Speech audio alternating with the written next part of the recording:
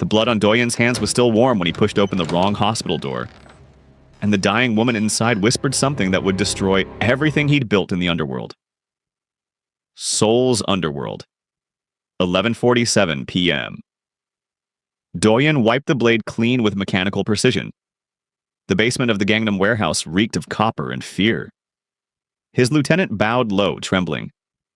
The traitor talked before he died, boss. Said the Yakuza are moving product through Itaewon General Hospital. 3rd floor, room 304. Doyen's jaw tightened. Someone was using his territory. 20 years building this empire, from orphaned street rat to Korea's most feared crime lord, and some Japanese fool thought they could operate in his city? Get the car, he commanded, buttoning his blood-speckled Tom Ford suit. We handle this tonight. His reflection in the warehouse mirror showed a man sculpted by violence. Sharp cheekbones, cold eyes, a scar cutting through his left eyebrow. At 38, Doyen had never lost a war. He didn't plan to start now. Itaewon General Hospital, room 307, same night. Kate had stopped counting days 3 weeks ago. What was the point? The IV dripped steadily into her thin arm. Stage 4 lymphoma, the doctors said in broken English, their eyes full of pity she didn't want. She was 29 and dying alone in a country that stared at her black skin like she was an exotic mistake. Her phone sat silent on the bedside table. No calls from Atlanta. Not from her ex-boyfriend who'd bought her the plane ticket to find herself in Korea, then ghosted when the diagnosis came. Not from the modeling agency that dropped her contract the moment she lost her hair. Not from anyone. The Seoul skyline glittered through her window. Millions of lights, millions of lives. None of them hers. She closed her eyes, too tired even for tears. Then the door burst open. Have you ever met someone at your absolute lowest moment who changed everything? Drop a comment below. I read every single one. Doyen's hand instinctively moved to the gun under his jacket. Wrong room. The number plate read 307, not 304. But he froze. The woman in the bed wasn't what stopped him. It was her eyes. Dark, exhausted, but somehow still burning with something he'd forgotten existed. Not fear, curiosity. You're not the nurse, Kate said, her voice raspy but steady. American accent. And you're definitely not supposed to be here. Doyen's finger relaxed off the trigger. Wrong room. My mistake. He should have left. Every instinct screamed to walk away. But something about the clinical emptiness, no flowers, no cards, no evidence anyone cared if she lived or died, made him pause at the door. Room 304 is across the hall, she offered, studying his expensive suit, the dangerous edge in his posture. But whoever you're looking for probably doesn't want to be found. Smart. Perceptive. You're alone, he said. Not a question. Kate's laugh was bitter. Observant. They teach you that in whatever business keeps you out this late in designer suits with blood on your cuff? Doyen glanced down. A single drop of crimson stained his white sleeve. He met her gaze without flinching. Dangerous business. Everything's dangerous when you're already dying. She shifted against her pillows, wincing. At least you chose your poison. Mine chose me. The heart monitor beeped steadily between them. Outside, Seoul hummed with life neither of them fully belonged to, him by choice, her by circumstance. How long have you been here? Doyen asked, surprising himself. In this room, 43 days, in Korea, 6 months, alive? Her smile was sad. The doctors give me 3 more, maybe 4 if I'm unlucky. Something cracked in Doyen's chest. Something he'd sealed away after watching his mother die in a room just like this, abandoned and alone. What's your name? Kate. Yours? Doyen. If you're already hooked, hit that subscribe button right now. This story is about to get insane. What do you think Doyen does next? Comment below. Doyen left without another word. Professionalism. Focus. Room 304 was empty. His intel was bad, or the Yakuza had already moved. He should have forgotten her immediately. But driving through Seoul's neon-lit streets at 2 a.m., all he saw were those eyes. 43 days alone, dying in a foreign country with no one. Not my problem, he told himself, lighting a cigarette with shaking hands he refused to acknowledge. His phone buzzed. Boss, the Yakuza shipment was delayed. Tomorrow night, same location. Fine. He hung up, staring at the hospital's fading lights in his rearview mirror. Kate's room. Next morning. The morning nurse was surprised to find expensive white roses on Kate's bedside table. No card. Just 12 perfect blooms that definitely weren't there during night rounds. Kate stared at them, heart racing despite the sedatives. Do-yun. She should be terrified. Everything about him screamed danger, the cold eyes, the blood, the way he moved like violence was a second language. But terror required energy she didn't have. And somehow, he'd come back, or sent these. Either way, someone had thought of her. Her phone buzzed. Unknown number. The roses suit you better than the hospital walls. D. Kate's hands trembled, typing back. How did you get my number? I'm very good at finding things. How are you feeling? Like I'm texting a criminal.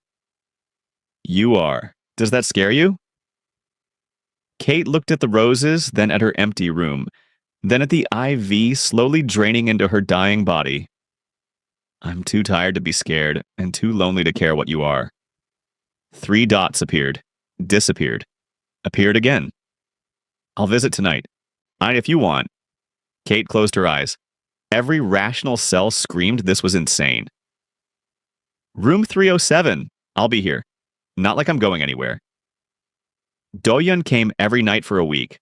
Always after midnight when the hospital corridors emptied and nurses changed shifts. He'd slip in like a shadow. Expensive takeout hidden under his coat.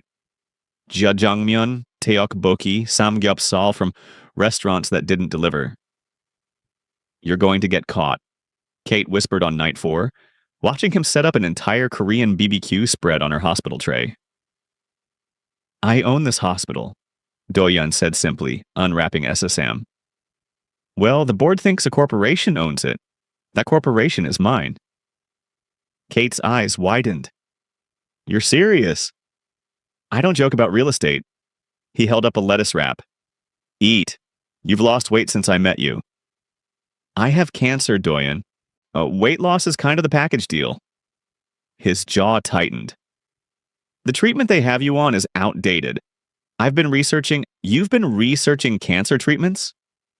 Kate couldn't hide her shock. Do-yun met her eyes, something vulnerable flickering beneath the ice. Every night, there's a clinical trial in Switzerland. Immunotherapy, 73% success rate for your specific lymphoma type. I can't afford... I can. The words hung between them like a grenade. Why? Kate's voice cracked. You don't know me, I'm nobody, just some black girl dying in the wrong country, who you met by accident?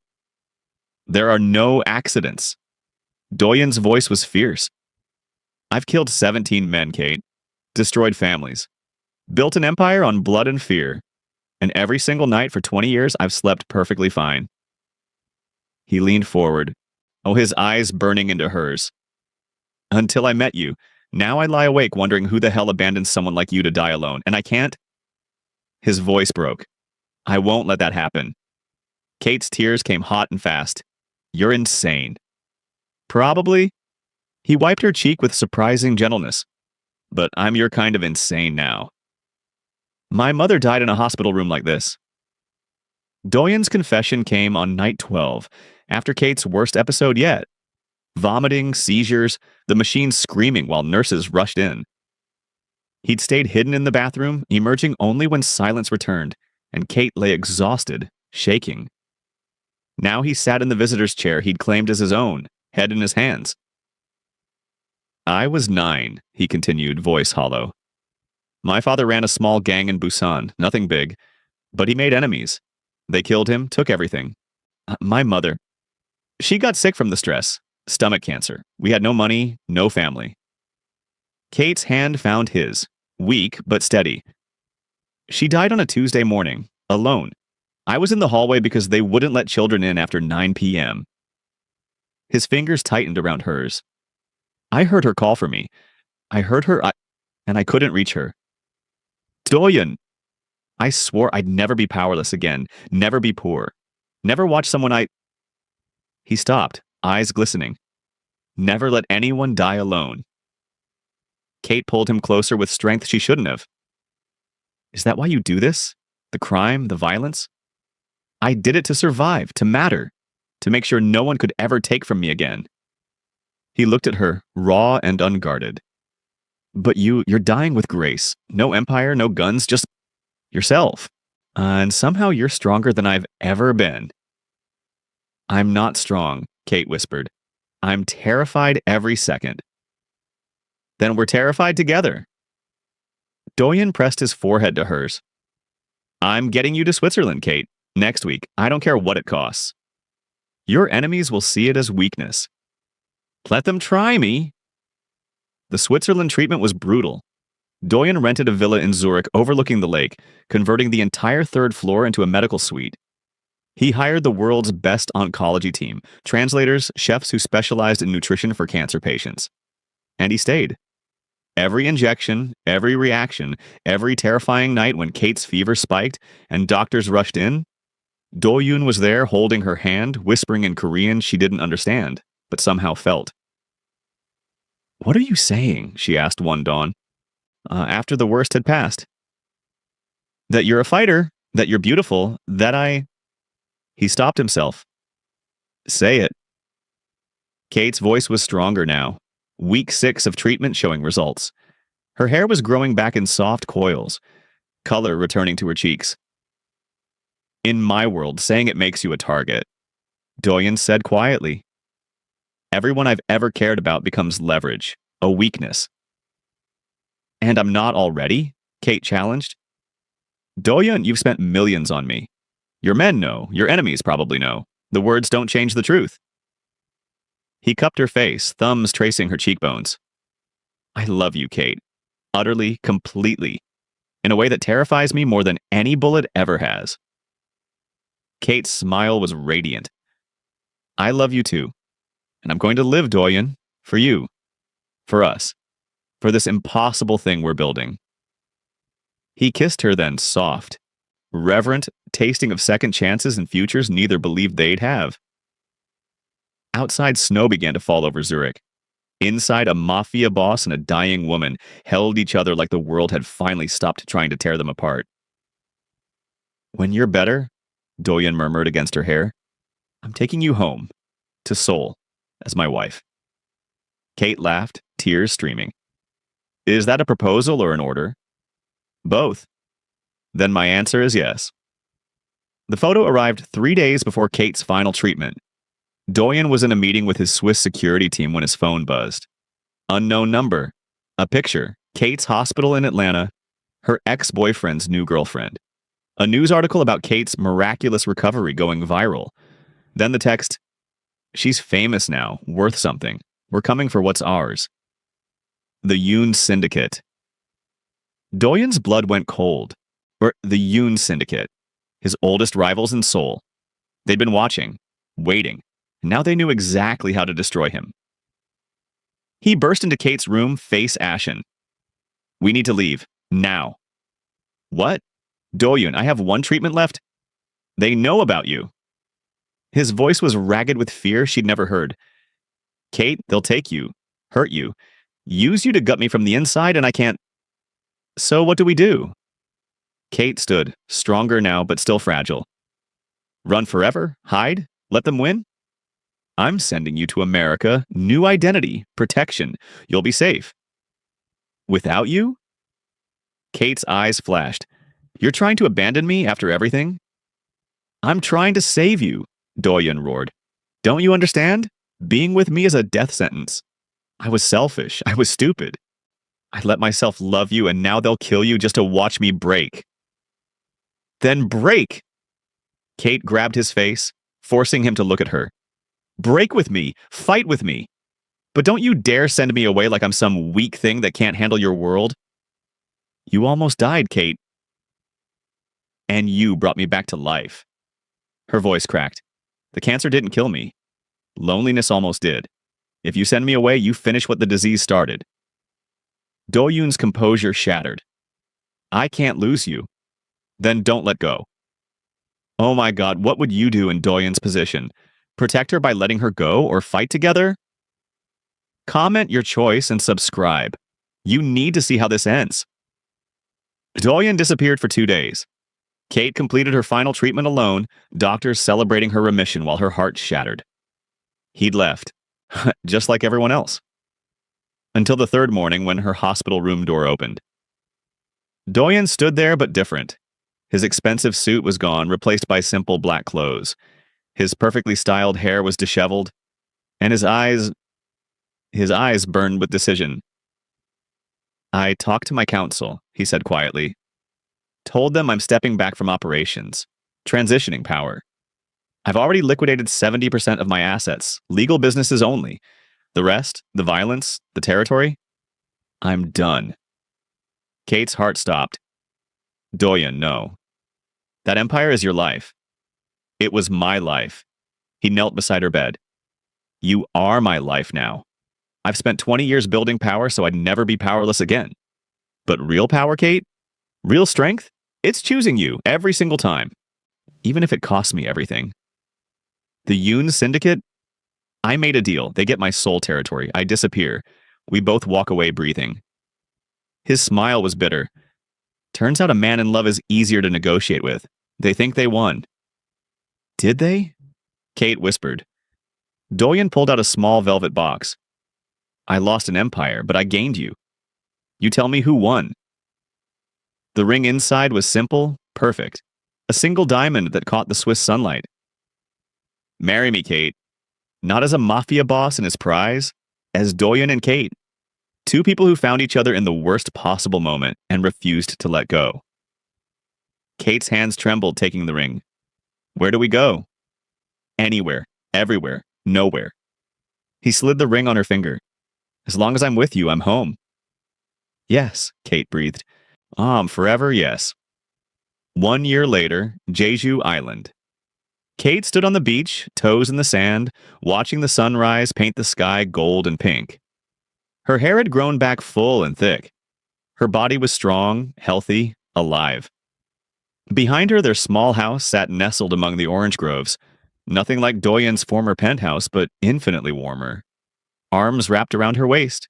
Do-yoon's chin rested on her shoulder. Penny for your thoughts, Mrs. Kang? He murmured. He'd taken his mother's maiden name, leaving Do-yoon the crime lord behind. Just thinking about wrong turns, Kate said softly. How you walked into room 307 instead of 304. How one mistake changed everything. Not a mistake. Do-yoon turned her to face him. Fate, destiny, whatever you want to call it. Behind them, a child's laugh rang out. Their daughter, adopted 6 months ago from Kate's hometown in Atlanta, ran toward them with shells in her tiny hands. Appa, Yama, look what I found. Do-yoon scooped her up, his fierce, dangerous edges softened into pure love. Kate watched her reformed mafia boss husband become putty in their 4-year-old's hands, and her heart swelled impossible big. Do you miss it? Kate asked later after they'd tucked their daughter in. The power, the empire? Do-yoon pulled Kate close, looking at the simple life they'd built. Teaching English, running a small cafe, raising a child, loving each other fiercely. I was the most powerful man in Korea, he said quietly. And the loneliest. Now I'm nobody special, just a man who loves his wife and daughter more than breathing. He kissed her forehead, echoing that first night. There are no accidents, Kate. Only doors we choose to walk through. Or wrong rooms, Kate smiled. The right wrong room. Outside, the Jeju waves whispered their approval. 2 broken people made whole, 2 impossible lives made beautiful. All because a mafia boss took a wrong turn and found the only right thing he'd ever done. If this story wrecked you emotionally, smash that like button and subscribe for more stories that will make you believe in love again. Drop a comment telling me, what was your favorite moment? And have you ever had a wrong turn that changed your life? Share your story below. I read every single one. You are loved, you matter, and your story isn't over yet.